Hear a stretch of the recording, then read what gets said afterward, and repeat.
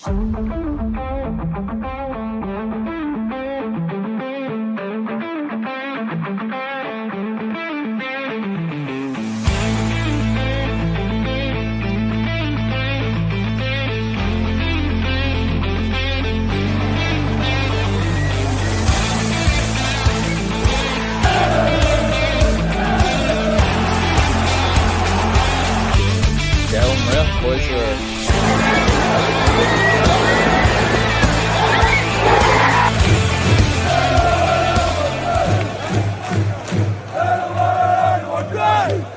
to another episode of the Fanzone podcast, your home for all things Bolton Wanderers, up the Trotters, the Northwest's #1 podcast. Good evening, ladies and gents. Welcome back to another episode of the Fanzone podcast. Of course, joining you post Luton Town away. 2 points in 2 games for the Wanderers. Are we heading back into dangerous territory where all we can seem to do is draw football matches? Or is it 2 points that at the end of the season we might look back on and think they're not bad results? Only time will tell, I suppose. But, of course, it is a post-match show, and that means one thing and one thing only. Sponsored by Loving My Socials. If you want to find out any more about any of our sponsors, then if you head over to our website, which is www.thefanzonepod.co.uk, you can do exactly that. But without further ado, we'll get stuck into this evening's episode. It's a pleasure to have you all in the live chat already. A very warm welcome to you all. David, Daniel, Josh, Karen, Ian, Radix Lectai and Wanderer 1963, eager to get their messages in. So thank you very much for joining us this evening. But let's get stuck in. It is, of course, first things first, post-match reactions. So let's dive in.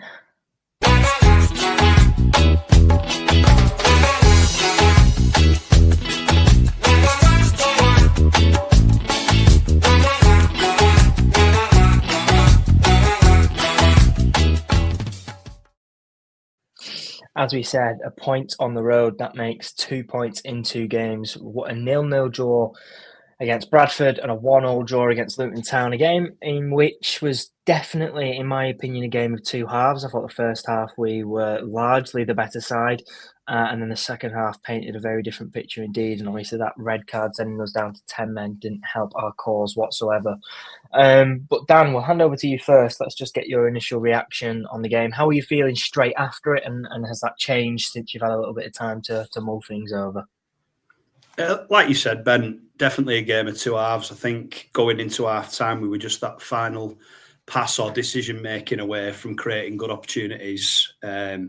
Obviously, we had Cozy Dewberry who had that chance as well. I think it was in the second half they had which on another day might have put away. But I think second half they definitely came out of the blocks better than us. The referee was an absolute shambles, wasn't he? I mean, let's be fair. I would never use a ref as an excuse to not get maximum points out of a game. But oh God, the decision making for both teams were absolutely just baffling at times. Simon's getting the red card. You can look back at them, and I think if you look at them at separate incidents, you might argue that it was a bit harsh, but he has to be a bit more streetwise, doesn't he? Because you know what that ref's like.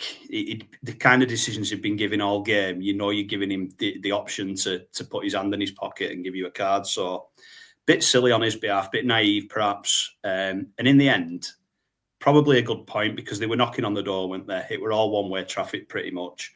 And I thought our defenders had to deal with a lot of crosses into the box, which they dealt with really well by and large. But unfortunately, it was just one too many, weren't it? And the bit of poor defending at the back post, or a bit of weakness at least. They give the ball away a bit sloppily in midfield. And 1-1. I think prior to the game, I think I'd have probably taken a draw. But obviously, as the game unfolds, the context, you get a bit more aware of the context, don't you? So I think all in all, a point's a decent result. And when you look at the run of fixtures we've had, this is our hardest period, for quite some time now, I think. And when you look at some of the positive results we've had, I think it's still good. It's still a positive run altogether. All right, you probably want to try and beat Bradford at home if you can, but to their credit, they did all right. And yeah, I wouldn't say I'm happy, but more satisfied, I think, with a point as the end result there. Yeah, you mentioned context there, and if you put this run of games into context, as you said, you look at the likes of Cardiff and Huddersfield games, which were on paper meant to be really tough fixtures, where we looked the better team for large periods in the Huddersfield game, and definitely for the most part against Cardiff.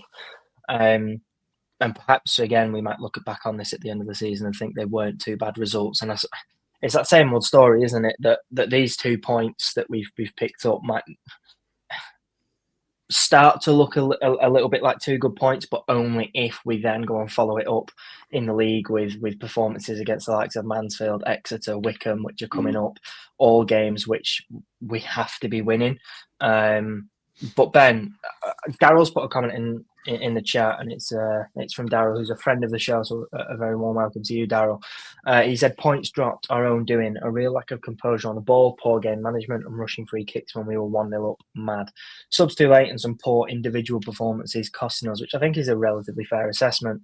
One thing I did want to touch on, that rushing the game felt very symptomatic from both sides. Neither team looked like they were particularly comfortable on the ball. Neither team looked like they really wanted to have the ball, which is unusual, especially, we've seen Schumacher, who's been more than comfortable playing on the front foot, but also perhaps playing a little bit more reserved and looking to hit on the counter. But it looked like we were caught in 2 minds as to what to do, whether we wanted to play aggressively and play on the front foot and play high, or whether we actually wanted to sit off a little bit and wait for the ball to come to us and hit them on the counter. What was your assessment of game management in particular and how the game unfolded? Did you see it the same way? Yeah, I think we're still kind of trying to work out how to play away from home at our best performance level, really. I mean, we've seen in our points, I think we're towards the bottom, aren't we? I think we're 17th, 18th, something like that in the away table. Home, we've been, pretty flawless. It's one of them. At home, it's the same pitch every week. It's pretty much the same crowd every week. You control all the variables as much as you can, can't you? Whereas away, you're going somewhere different every week. And I'm not making excuses. It just is harder away from home. So I think we're still trying to figure out how best to tackle these away games. It's got to get better soon because you're not going to go up with away form near the bottom end of the table. Pretty simple as that, really. I think it was pretty similar-ish to the Bradford game. The only difference is we actually took our chance early on, and we were the better team, definitely the better team. First 15 minutes, I thought we were all over them. We started really, really well, and it got a bit level towards half time, made it a bit scrappy, and then second half, it's probably one of the most rattled I've seen us, to be honest. I was kind of just waiting for us to have a 5-minute period of possession to calm down the game. It never really came, and yeah, I don't know what. I don't know what you do there. Maybe it would have been handy to have someone like Christie on the bench with his experience to come on and calm the lads down. Dirk is going to have a good game anyway, so it would have been handy in that sense. But just someone to go on to be like, lads, come on, they've been all over there for 20, 25 minutes. Not all over us. It was just they weren't battering us, but there was a lot of balls in the box and a lot of corners. It was just kind of constant pressure without facing loads of big chances, which is tiring. And I agree with what Dan said. The defence held their own pretty well for most of the game. It was only until we went down to 10 men where they started to carve us open a little bit more. And even their goal was a scrappy, header off the back of one of their strikers that fell to another one of their players in the box. It was maybe poor defending, but a bit of good luck on their part. But yeah, it feels like points dropped because we were ahead for 75 minutes of the game, but also with the way we performed second half, I did feel like they were going to grab a goal at some point. And then as soon as we went down to 10 men, I was thinking, yeah, I kind of take a point here. With the sending off, yeah, I don't like to moan about refs, but I can see it from both sides. It's 2 challenges where he's basically challenging the halfway line with probably 2 defenders behind him and then one rushing an attack. It's one of them, if you don't cleanly win the ball, you're giving the ref a pretty simple decision of the yellow card. And I think both of them are kind of 50-50. Just that I don't think either player really clearly won the ball. But I mean, the first one you can kind of go, yeah, probably not a yellow card, maybe. But then 15 minutes later, when you've already got a yellow card, and the ref booked you for a pretty similar challenge, you just can't go to ground. Just let him go on the attack and see what happens. It's pretty silly. I mean, I know he obviously regrets it. I know he will do, and he's a young player. He's still learning. But yeah, it kind of settles on a back foot for the rest of the game. And at that point, 20 minutes to go, 1-0 up, having already been kind of dominated a little bit in that second half, I think we'd take a point. And as you said, if you group the two games together, I think 2 points from these two is okay. I know I mentioned in the preview with Lewis, he said they said they'd be happy with 4 points from Huddersfield at home, Bolton at home, and they've got it. Whereas I said 4 points from Bradford at home and Luton away, and we've fallen a little bit short. But when you group it together with Cardiff at home and Huddersfield away, yeah, it's 8 points in 4 pretty tough games. So 2 points a game, isn't it? I think you take that. Indeed, yeah, that red card, obviously a key talking point, and one that Schumacher referenced in his post-match, saying that he thought he made contact with the ball on the first tackle, but the referee obviously didn't, and he spoke about it at half-time, said stay on his feet and show composure and don't give anything unnecessary away. It's one of them in isolation, both ones you can go, oh, you bit aggrieved, but when you've already been booked, you just stay away from any kind of challenge that, if it goes a little bit wrong, could get you sent off, to me. Yeah. Like, I don't know. Just stay on your feet. Yeah. Exactly. Schumacher said the exact same. He said he's got to do better and stay on his feet and just give the referee no option. Obviously, it's a difficult. You walk in a thin line when you're on a yellow card, and you are likely to be penalised, even if your tackle is fair and on reflection, might not have been a yellow card, but at that stage of the game, and given the fact he's on a yellow, he's not really left in with much choice, especially given the nature of some of the decisions. The referee might have been feeling like he needed to make some sort of statement to get control of the game and put his stamp on things. Yeah, but also, sorry not to interrupt, at that point it was 70 minutes gone and Iraham was on the bench. I know it's his first game back from injury. Could he have put him on? I mean, even as soon as he got booked, maybe 5-10 minutes after, I think seeing how the game had gone to try and get a bit more control in midfield and to take someone off, it was on the yellow card, maybe. So I think Shuey's got to take a bit of responsibility for that as well. But yeah, I mean, he probably didn't think it would happen 15 minutes after. Maybe he's going to wait another 10 minutes. But yeah, I don't know. I think Darryl mentioned the subs. I think the subs were a little bit, I don't know. I felt like he was chucking them on to try and save the game rather than be a bit more proactive. With bringing Taylor on and going a little bit more defensive. I don't know, but I guess with the subs, where there was no Gale, there was obviously no Sheehan, kind of limited, I guess. But yeah, I don't know. I think the subs were a bit F for me. Yeah, I think they were ineffective, to be honest. Yeah. I really did. I think, yeah. Dalby, sorry, Ben. I know he's had his critics, and we've praised him as well for some of the goal against Huddersfield, but when you're bringing him on, you're obviously wanting to hold it up further up the pitch and take that bit of, help him get that bit of pressure off, and it just didn't work out, did it, in that way? I agree with Darryl in terms of the game management. I thought, and the lack of composure in midfield was really poor. Whether that was Simons getting sent off, I was disappointed with Morley yesterday. If you're looking at someone to take care of the ball in midfield and get it out wide and get it into areas away from our goal, you'd probably think that he'd be the one to give the ball to. But I just felt he were really wasteful, and he weren't on his own. There were a couple of maybe subpar performances to go with it. But yeah, the game management, he could have brought Erahon on. Why not? He's that kind of player, isn't he, that you want to get in. And I've no issues with him bringing more physicality on in terms of Taylor and Dalby. I just think it's a case that they didn't do themselves justice in the game. Yeah, I also think I spoke about Morley then.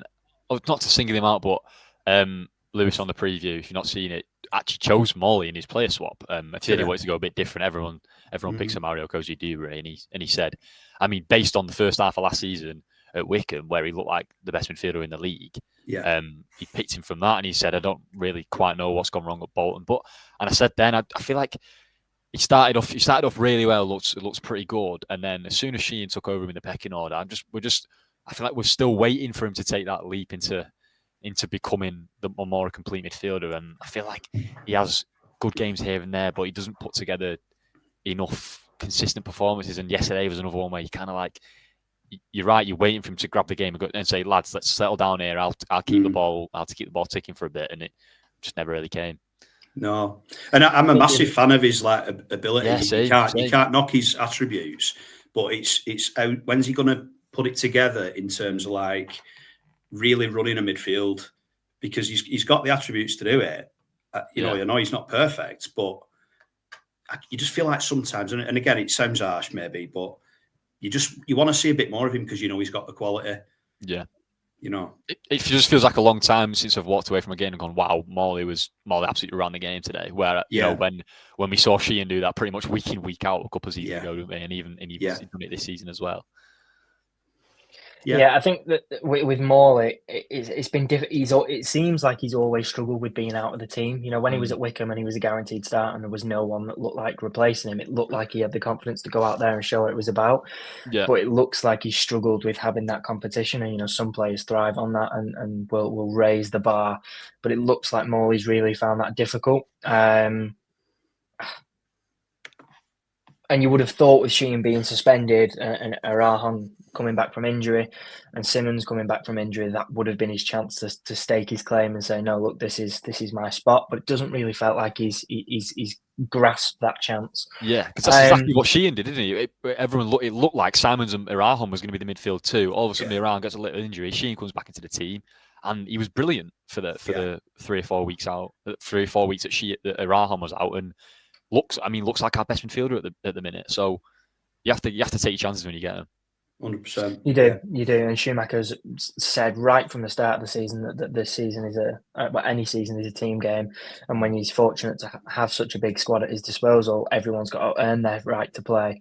But also, you know, take the chances when they come to them. And there's been a couple of players that I don't really feel like have done that this season so far.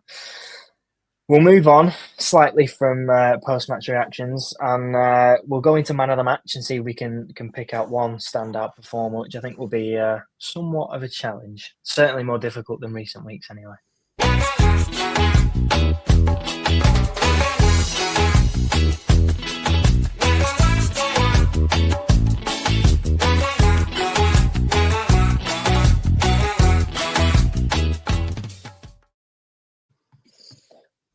Right, there were a couple of glimmers of hope from that performance. I won't run you through them all. We'll just get straight into it. Ben, let's hand over to you. Who's your man of the match? Yeah, there's a couple that played well in kind of glimpses. I thought Dempsey started really well. Obviously, got his goal. It's quite ironic, really, that we've spent over 2 million and we've signed a guy on loan from Borough who scored 10 goals in a championship a couple of seasons ago, and our number 10 looks like it's going to be Kyle Dempsey, who was at the club all along. He's probably been our best number 10 this season. He's only played two and a bit games. But yeah, I liked what I saw from Dempsey in bits. I thought Teddy had a good game in net again, right up until we conceded, where I don't know if it's a bit harsh saying he could have saved it, but I think Jono stood right in front of him and he's lashed it in. It's one of them where he's at him, so it probably looks worse than it is. But yeah, I thought Teddy had a good game again, and he's on a really good run. I thought Jono played well. As you said, there was a million balls into the box, and we dealt with pretty much all of them up until that one near the end. And I thought Osei Sutu started the game very, very well. It's the best he's looked in a while, and I thought, wow, he's really on it today. He's going to run the game. It kind of faded, kind of second half, but obviously set up the goal as well. It was a lovely goal. So it's kind of difficult, really. I think in terms of that was our best period of the game, and it pretty much all came from him. I would edge it to Osei Tutu. I thought he looked really good for that first 20 minutes. I don't think we looked very good for the rest of the game, so I find it difficult to give it anyone else from that period of the game, really. Yeah, I think the thing is with Geordie, when we play on the front foot and we look comfortable on the ball, he always looks better because he can get in behind and he doesn't need to perhaps look at his defensive duties quite as much, and he can afford to, you know, try and create chances down the wing. But when the game's going against you, I mean, I thought Adofin and Mengi, I mean, obviously Mengi's played in the Premier League. He's no stranger to technical players. I thought they grew into the game and took charge of that flank really quite well. And as the game got more physical, it didn't suit Geordie at all. And I think that probably was the only detriment to his game is that when the going gets tough, he looks a little bit too lightweight at times. Sometimes I mean, it's harsh, really, because Kozidou is on the other wing and he's just 10 times better than anyone we could put on the left. And he never really looks out of a game, whereas whoever's been on the left this season at parts has been like, you're kind of waiting for them to, to demand the ball or drift inside to get on the ball a little bit more and and ask for it and kind of do something, change the game. And he did that for the first 15, 20 minutes yesterday, but as you say, faded a little bit. But yeah, I thought he played really well for our best period of the game. Yeah, and Dan, what about you? Who's your man of the match? Yeah, I mean, I like Tosse Tutu. I thought he was, like you say, effective up to a point. And I think for him, it does take a while to get back up to speed after he gets injured, doesn't he? So it's good to see him playing well. It's great to see Dempsey, coming back in and getting through the minutes again and scoring. I am going to give it. I was torn between Toll and John O because I thought they were solid again, and that partnership at the minute is probably, it's the partnership for your centre halves. And Farino's probably going to have to wait a while to get back in when is he fit again now, or is he still injured? I can't remember. But I'm going to go for Owen Toll because I think he's been playing out of his skin recently. He seems free of the knocks that have kind of plagued him intermittently throughout his career with us, and he's putting together a run of form as good as any that I can remember him playing. So I thought John O was really, really good as next to him, but I thought he was just dominant in the air, like clearing those crosses that kept coming in. I'm going to go in Toll, but I think out of the defenders, him, John O or Teddy would have been decent shouts as well. Yeah, Dempsey was a standout for me and was one of my choices heading into this. I think he's the way that he's come back from injury. He's shown what he's all about, and I think out of everyone in the squad, whenever anyone comes back from injury, it's always Dempsey that looks the sharpest and the most hungry. And I think that's probably more of an insight into his character more than anything else. But he just always looks up for it, and that's my reason for leaning towards him. I didn't actually go with him in the end, and it was just because outside of the first 20 minutes, I thought he faded a little bit after that. He was still creative, but he looked like he had less control of the ball. The first 20 minutes, he looked like he was creating chances and getting in the right areas, and obviously he got his goal. But I also went with Tutu just because I thought he had a little bit more longevity. And I don't think anyone lasted really past the first 45 in terms of being a standout. But yeah, for me, it was Tutu. I thought he played well for the best part of an hour. And as I said, I think as the game got more physical, it kind of nullified him a little bit. And then the subs coming on as well, I think was an attempt to deal with that physical sort of prowess that seemed like the team had been preparing for. Schumacher referenced it quite a lot in his pre-match stuff, saying that they're a physical outfit and can cause your problems really quite quickly, and they had to be prepared for that. And John O mentioned that a lot of the lads had been doing individual plans and preparation. And I think the subs tried to counter that. You look at Dalby coming on, who's obviously a big lad, bringing on Force instead of Dewberry. Obviously, we've not seen Cozy Dewberry go off in a game for quite some time. And I think that was in an effort to try and combat that long ball approach that seemed to be happening, particularly down the right-hand side. And it didn't work out, but that's football. But yeah, for me, 2-2 takes man of the match this week. Right then, we'll hand over to your resident stat man. In fact, we'll go through the chat and see who's put their man of the matches in here. We've had one. Josh has said Dempsey. I like the energy he started with and got the goal, obviously. David has gone man of the match on Toll, magnificent yet again. Ian's gone for Sharman Lowe. Francis has said special mention for the fans at the service station, but Jono for me. If any of you seen that video on Twitter of the Wanderers fans in full voice on the way home at the service station, it was pretty spectacular. No one would have guessed that we'd drawn that game. But yeah, there you are. There's your man of the match shouts for this week. We'll hand over to the stat man for Gaffer's notebook, and we look forward, eagerly awaiting his segment as always.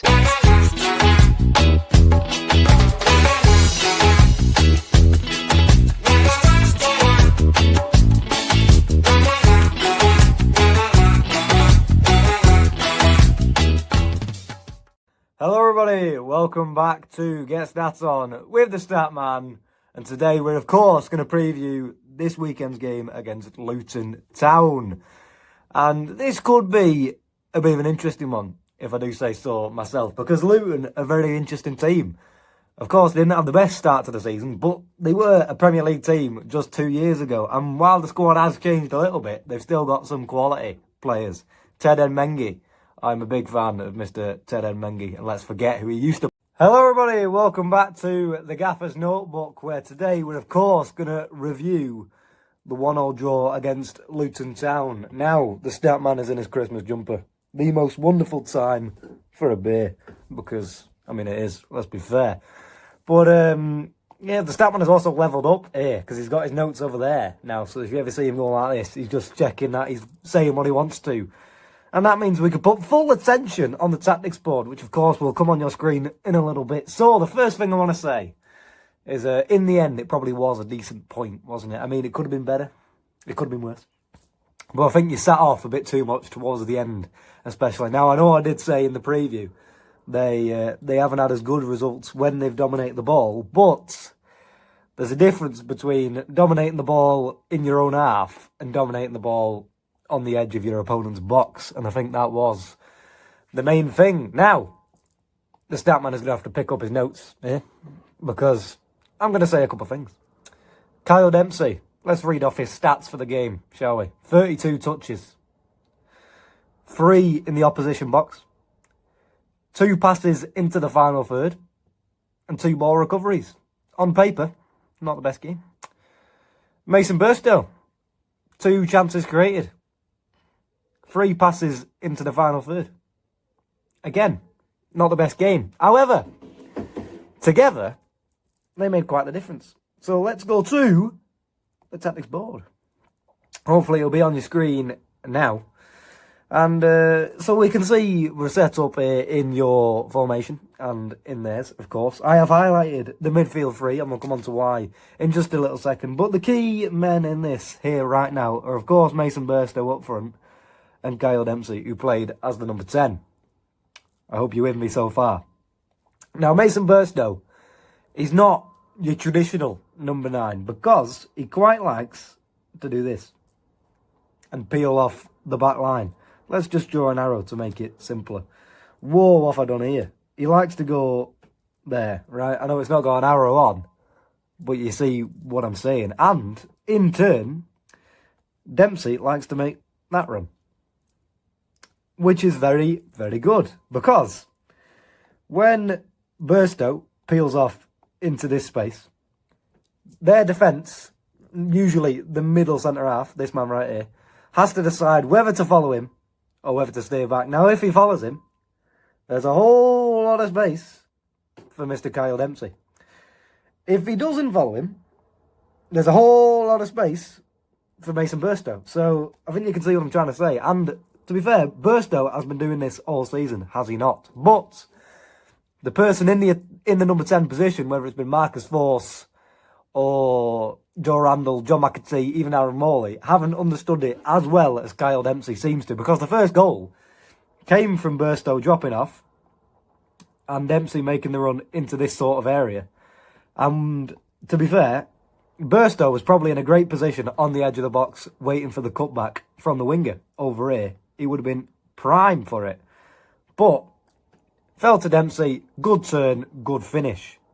And, yeah, so their dynamic works very well. And what I'm going to say right now is going to contradict that, to be completely honest. But I still think it would be interesting to see.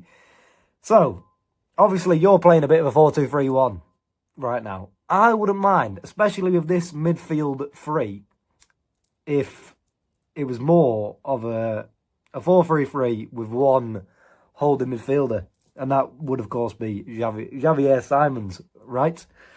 And then Dempsey could play on the left side and Morley could play on the right. And let's say there's a football over here. Let's say the right back has ball, whether it's Dacres, Cogley or Christie. I think you missed Christie, by the way.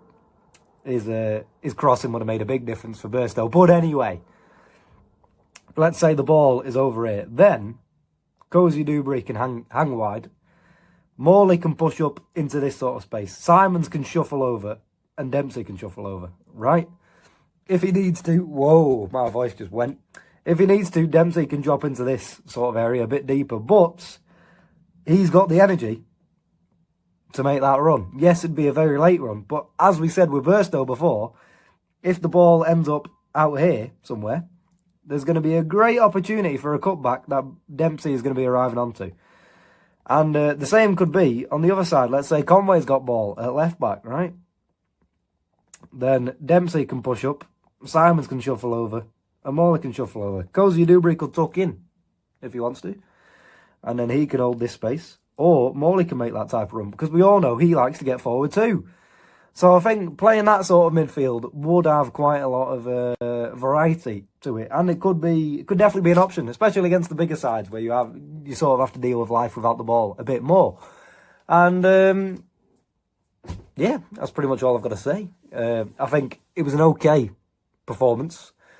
Could have been better. Red card was a bit silly, and whether it was a red card or not is a whole other debate. But going in for that type of tackle, it's not the smartest move, is it? And yeah, I think you would have taken a point before the game, which is a key difference. Yes, you would have wanted to win after you scored the first goal and your performance in the first half, but don't be too annoyed with the point away from home at, let's face it, a Premier League side 2 years ago. So yeah, it wasn't a bad performance. Could have been better. But there are definitely some interesting things to look out for in the next couple of games. And I'm sure I will be looking out for them. And I'll probably spot them on the next review show. But of course, I'll see you before then for a preview. So yeah, see you soon. Goodbye. There you have it. Now, David Jones, I'm not sure what you've got against corduroys, but I've got a lovely pair here waiting to go on my legs. They're not flares, I'll have you know. Yeah, fair enough from the stat man. Lots of what he said is perfect as always. And that space between the 10 and the forward is something that has been lost quite a lot this season. And I think as Dempsey grows into match fitness, that will become less of an issue. I've said numerous times on the podcast that no one has come in and made that 10 their own, be it Foles, be it Randall, be it Burstow when he's been put there, or Morley playing further up. None of them have really grabbed it with both hands. And it feels like Dempsey is doing that. And long may that continue. I think he's impacting games recently since he's come back from injury has been exceptional. And it's ironic, like you said, Ben, that we've talked and spent a fortune on finding that number 10, and he's been there all along, just in the medical room waiting to get back. Yep. But yeah, it's funny really. I think they're all different type of number 10s, aren't they? I think for the way Schumacher wants to play, I think he's probably the perfect one. I think because my criticism of Dempsey has always been when we've played an ultra possession type style of play, he's never been like the most like not comfortable on the ball, as in ticking over games. He's never been that one to kind of just keep the passes flowing. He's always been one trying to make something happen. So I think that's why sometimes under Ever he didn't get that much of a look in, because sometimes I feel like sometimes he's fading in and out of games, whereas under Schumacher, when we played a little bit more direct, more counter-attacking, he doesn't need to be on the ball all the time. As I said, he only had 32 touches. I'm pretty sure Randall and Force would have had more when they started games. But yeah, no, I think he's much more of a threat in the box, as we saw, obviously, off the bench against Port Vale. I can see you both smirking. I don't think you're even listening to what I'm saying. But yeah, I am. No, I'm kidding. But yeah, no, I've liked what I've seen so far. Obviously, the massive fingers crossed is can he stay fit? Because I'm still in the back of my mind, just kind of waiting for him to break down at some point. But yeah, so far so good. It has been a long-standing trouble for him staying match fit, and injuries have just plagued him. But I think you are right in what you said in terms of the way that Schumacher plays. He is the perfect 10. He's far more physical than any of the options we've got. Force, despite being bigger, isn't really of that nature, whereas Dempsey likes to put himself around, and it will never, ever fail to amaze me how high that man can jump. Yeah, and how good he is in the air. A couple of balls that kind of dropped in and around like the edge of the box, and he was jumping centre half to win it, and you're thinking he's probably one of the smallest players on the pitch. Fair play. Yeah, will never ever fail to amaze me how high that man can jump. Right then, ladies, gents, let's do 3 up, 3 down, and it is 3 up, 3 down this week. Get your comments in the chat, of course, as always.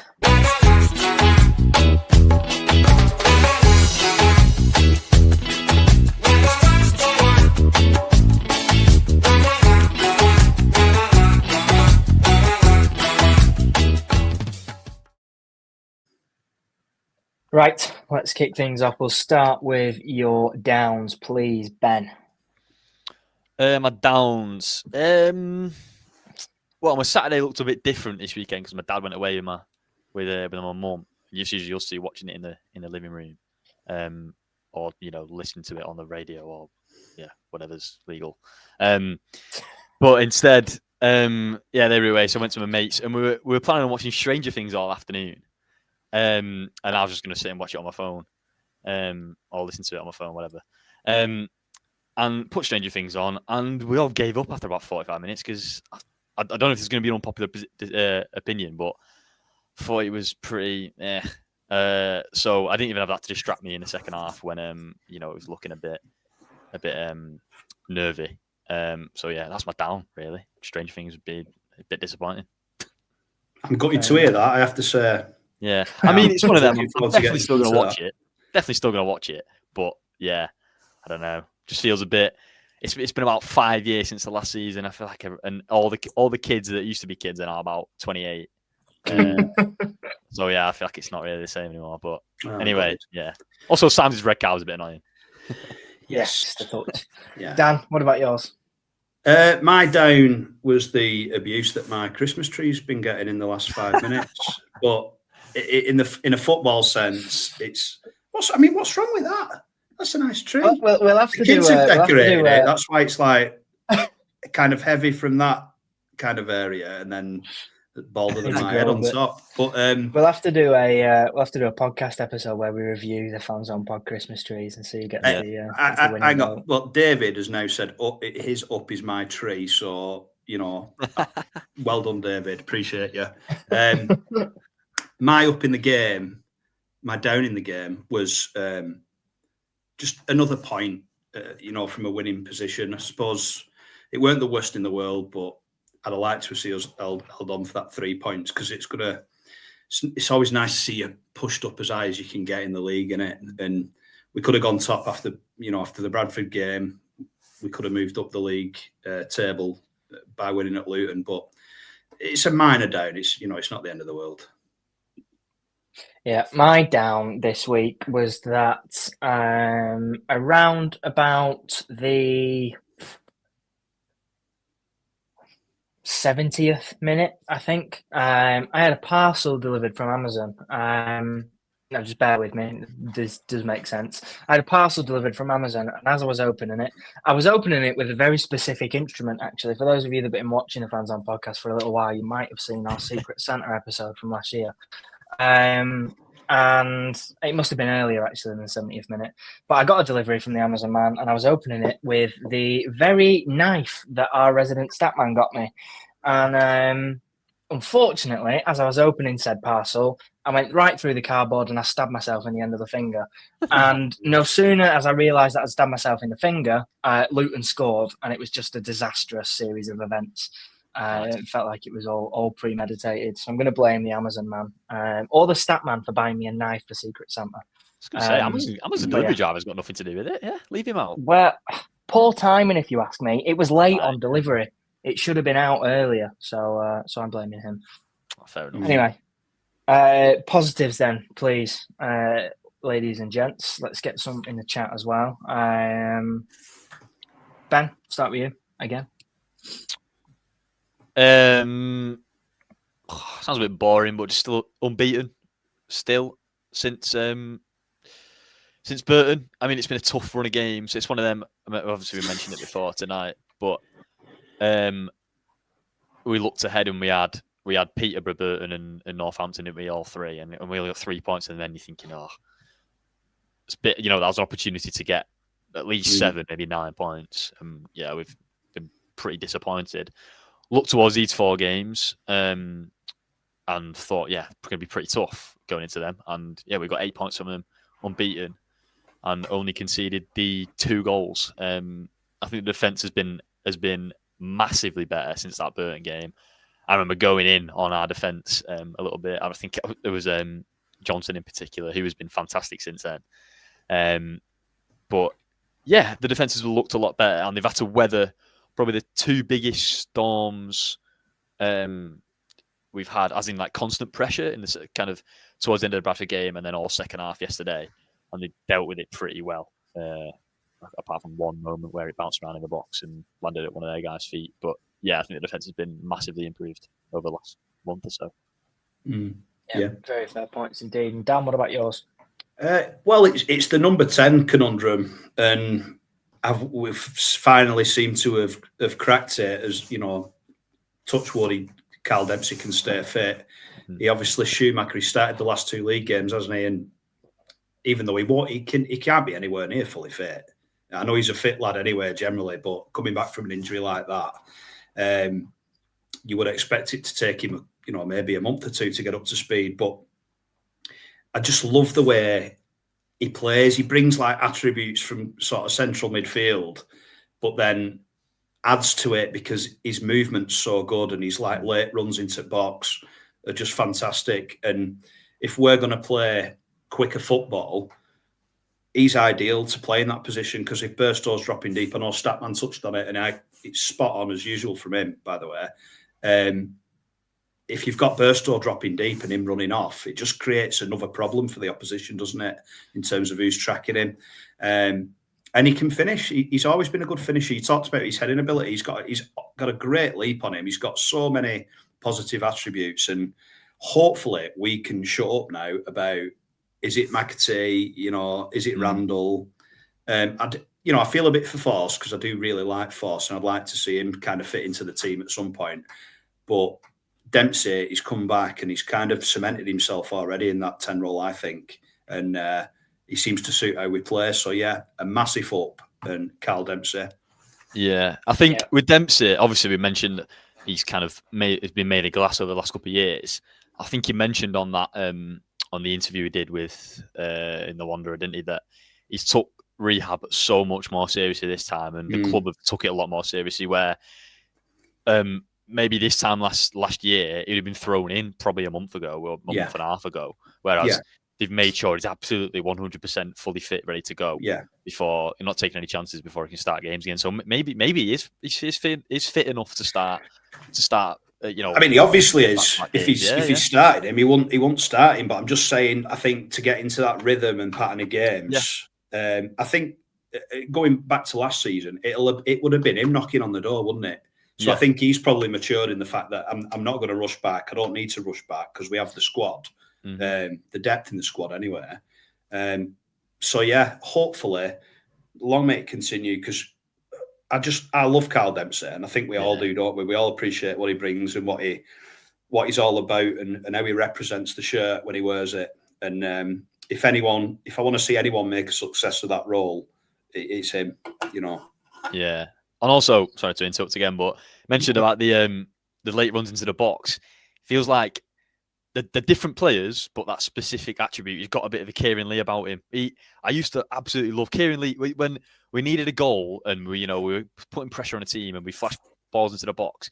He always just seems to know where to be in the right place at the right time. And he used to get 6 or 7, 8 goals a season by just not really doing that much himself, but just being in the right place.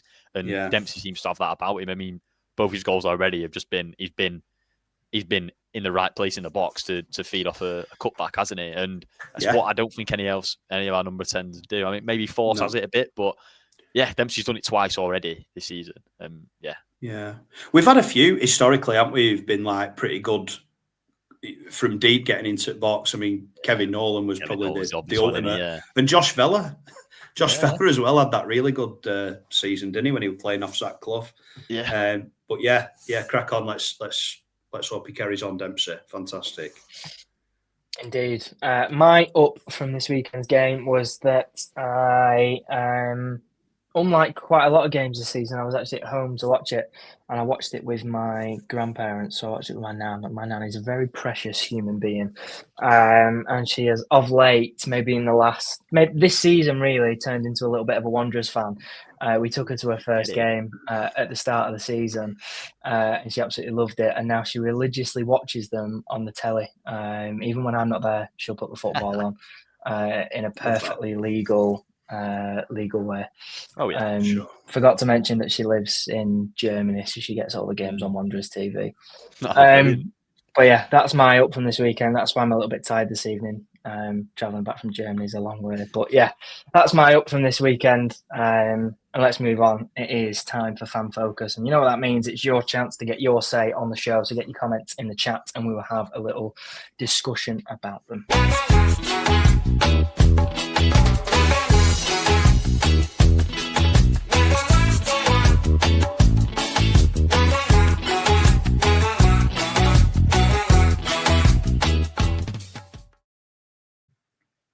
Now, Ben, you had something to say about a certain Mason Burstow, didn't you? Let's run through that one first of all, and we'll give people a chance in the comments to get their thoughts in. Yeah, not to dig in and out in particular, and I think it's more of a maybe more of a stylistic choice and the way we're going to play away from home. I don't know whether it's worth exploring Sam Dolby up front instead of Mason Burstow. I mean, at home this season, he's got in the league this season, he's got 7 goals and 3 assists. He's got 6 goals and 2 assists at home, 1 goal, 1 assist away in 8 games, 9 games at home, 8 games away, and especially if recently he's not scored in 6. So he's got a few assists, hasn't he? But I think he looks a little bit off the pace. Obviously, he started the season so well. He's still performed any of our expectations, I think. But yeah, I think obviously Sam Dolby was signed to be our first choice striker at first, and obviously we've got Marcus Forss as well. I think maybe a little bit of rotation up front is needed. Yeah, as I said, as a stylistic choice, I think he tried to alter the game that way, didn't he? Second half, bringing Dolby on. I think he's a little bit too late, to be honest. But to maybe when we're under the cosh a little bit more, or we can't, play on the carpet that our pitch is, to go with maybe a big man, little man up front, and go Dolby. Burstow's not little himself, but Dolby, who his main attribute is holding up the ball and getting on the end of the crosses. Maybe it's worth looking at playing with him, and maybe Dempsey behind him or Marcus Forster behind him, kind of a 2 up front. I know we tried it at Burton, didn't we, with Dolby and Burstow together. I don't think that worked too well, but yeah, I just think. And maybe he just deserves a rest as well, really, because he started every game, hasn't he? Which I don't think we would have expected before the season. I don't think he would have expected to start every single game. And as we've seen with Cozy Dewberry, he's basically started every game, and he's finally got a little bit of a rest on yesterday. Yeah, I just think it's worth having a conversation. He started the season so well. I think it's worth giving others a chance. I think. I think for home games I would still start him because he's got 6 in 9 at home, and he's been electric. But he looks a little bit isolated, I would say, away from home more than anything. I think that's a really good point, and we spoke about Dempsey coming back into the team and finding form, and I think Dalby and Dempsey is a combination that I would like to see in terms of link up and partnerships. That's probably the best way that Dalby will get what he needs.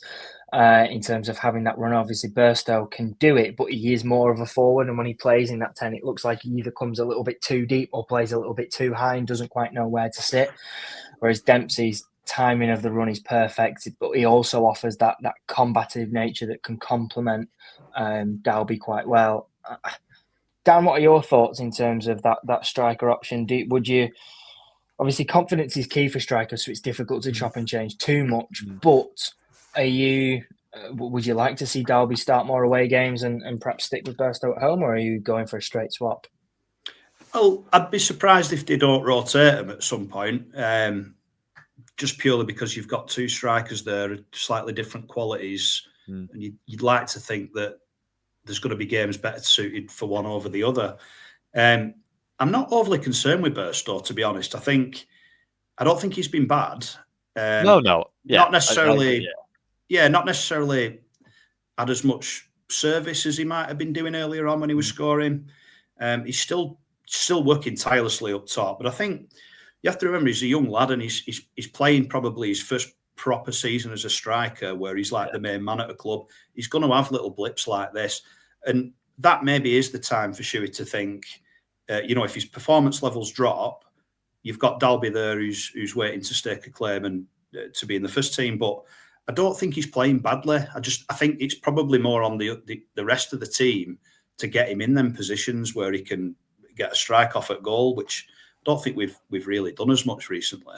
But yeah, certainly in terms of rotation, I'm all for that. There's going to come a point where his performance levels probably won't be where they need to be, whether that's through fatigue or just confidence or whatever. But yeah, we've got 2 strikers. Why not utilise them both? We've got Big Vic coming back as well, who obviously me and Cole saying he's going to fire us to promotion after Christmas. It'd be interesting to see, whether I just seen Ryan Hardy mentioned that was when I saw that he might be looking to leave. I kind of put 2 and 2 together and thought, well, ex-Shuey player, he'd fit us. We have got a lot of strikers, so maybe we'd have to, let go of a couple of forward players. But yeah, no, I'm not overly concerned with Burstow. I still think he's doing all right for us. He's just going through one of them leaner patches. Yeah, and lots of strikers, I think it's important to know, at this level, have those patches. Players who score week in, week out don't play in League One. And if they do, they don't play in League One for very long, unless your name is Alfie May and you sort of float around League One forever. But yeah, those strikers are difficult to come by and even more difficult to keep hold of. There's been a few comments that have come in about the January transfer window. Obviously, Leslie said, "What do you think we need? What position do you think we need to strengthen in the January window?" Ryan Hardy available in January. Would you have him? If Dapo became available, which is likely, he's not included in the St. Pauli side, would you have him back? I think what we might need to do is dedicate a January transfer special podcast, which I think we did last season, where we go through our January wish list and perhaps do a little bit more of a deep dive, because there's just not enough time in the day to talk about how many different players that we'd like and where we'd like them to play and who we think needs to come in to strengthen. But do let us know. I mean, David said he'd wear 1970s corduroy flares to get Ryan Hardy. David, we might have to hold you to that and expect photographic evidence if we do manage to get him. But let us know if you've got any more thoughts for Fan Focus, and we'll look at doing a dedicated January transfer special. Just on Dapo, I mean, I know I am firmly in the camp of let's leave past players in the past, because not him. But there are certain players that there are a few exceptions. Welcome back with warm hands. And yeah, I mean, I've just looked and he has played 144 minutes for St. Pauli this season, obviously in the top flight in the Bundesliga. But he surely won't be happy with his game time there. I do think his level will be Championship if he comes back to England. Absolutely. I think it's more one of them.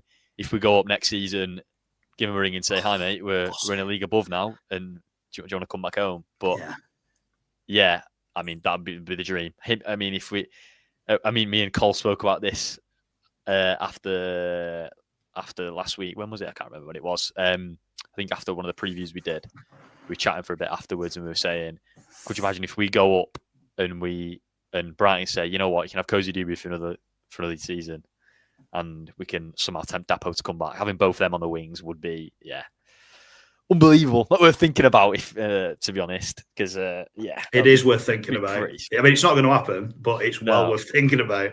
Yeah. Oh, I'd love that.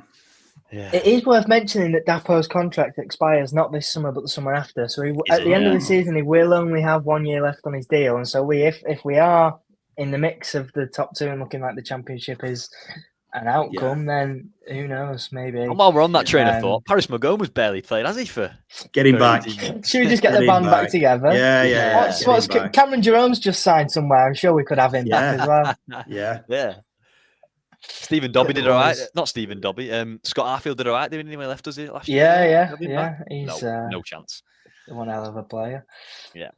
Right then. I think that rounds off this evening's episode. Let's not talk about former players for too long. Otherwise, we could get caught up in a whole whirlwind. That could be a separate podcast, couldn't it? It could. Reminiscing. It could indeed. Speaking of podcasts where we reminisce and think about all things Bolton Wanderers, tomorrow marks the start of December. Obviously, Dan's got his festivities in order nice and early.